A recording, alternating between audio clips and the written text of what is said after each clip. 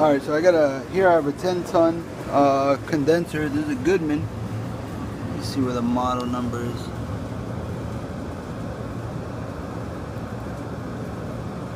So you can see that. GSC 120. This is a 10-ton.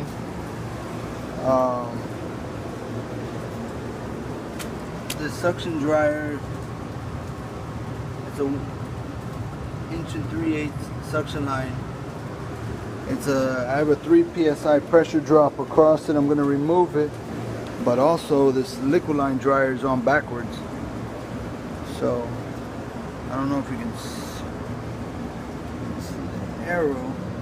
The arrow's pointing that way, but if you notice that the liquid line really comes this way. This liquid header here, let's see if you can see the one back there. See, that one goes down under there, under that high pressure switch in the 90s.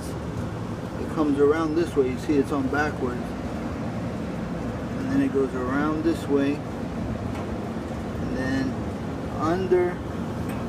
Let's see if you can see that under. Under there is where it 90s out. See, you can see it starting to curve. It comes out here on this king valve. So, yeah, and they went through a lot of work to put that oversized dryer in. That's a 7/8 liquid line dryer, when the line itself is only 5/8. So, I guess maybe that's what they had on the truck, and they bushed it down to 5/8. So I'm going to cut that out, put a straight piece of pipe. I'm going to put a new dryer out here on the liquid line and remove that suction dryer. And then we're going to, while I'm vacuuming, I'm going to clean this condenser coil, and then put what do you call it? I guess they put that in when they did this compressor. I mean, they did this fucked up. They crimped you can see that. This is a 7/8 discharge, and they crimped it down on a 3/4 pipe. So, yeah, they did a rig here, but once I get it all under control, I'll make a video. I'll come back. Alright, so I cleaned the condenser coil. Since I had the fan off, I cleaned it all up. Here I had to support that liquid line with the suction line to the foam. You can see this is all dirty water. It's all muddy water. I cleaned the coil with the coil gun. And here I used a Black Max coil cleaner and this coil gun. I figured since I got the condenser fan motor off, the top off, I might as well clean it good. So right now we're at 235 microns.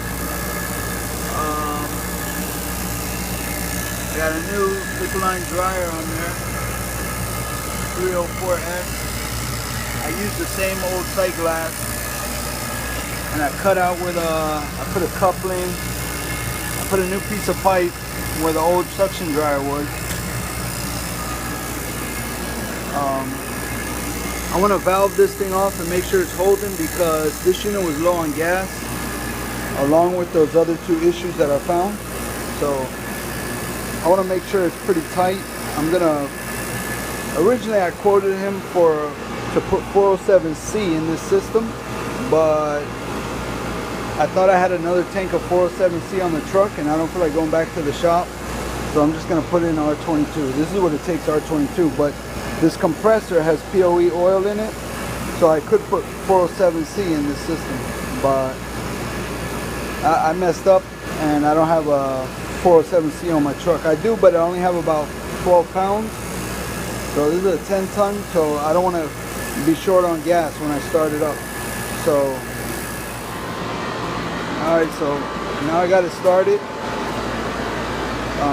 Let's see where we're at. Right now we're at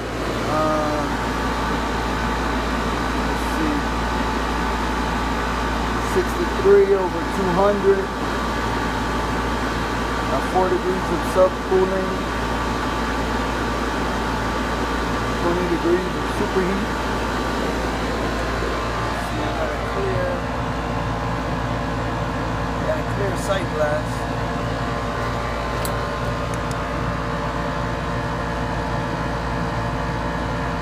It's clear. So I'm gonna let it run, go inside, check the temperature and stuff, and then let it run a little bit. See what we got going on.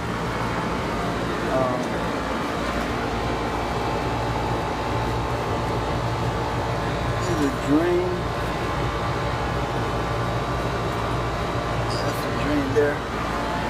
I'll probably flush out the drain line while I'm here. Let's see. That unit just kicked on. This is for an old folks home. It's like serves like a dining area. This cools the second floor dining, and that one there cools the first floor dining. So I'm gonna let it run, monitor and see how things go. I'm gonna go inside, check my split and stuff like that. So I'll let you know how it turns out. Okay, so those are the old dryers. Got the new one. I got my sticker on there. It took 22 pounds to fill it. Here, I put my label. I have dye in the system because I was told there was a leak.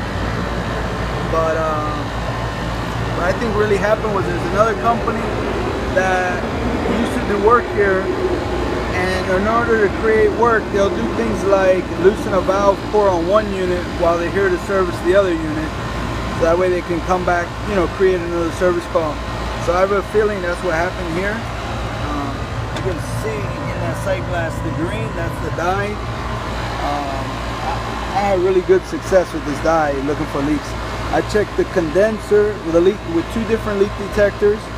I checked the air handler with 2 different leak detectors, and as much of the lines I could get to, which is pretty much everything, because the line set runs down, up, right there to the second floor, and the air handler is right inside where on the second floor. And I didn't get anything, so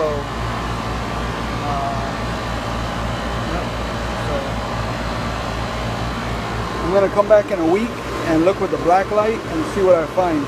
I'll look inside the condenser, I'll check everywhere. But alright, so I'm all cleaned up. I'm gonna get out of here, and thanks for watching.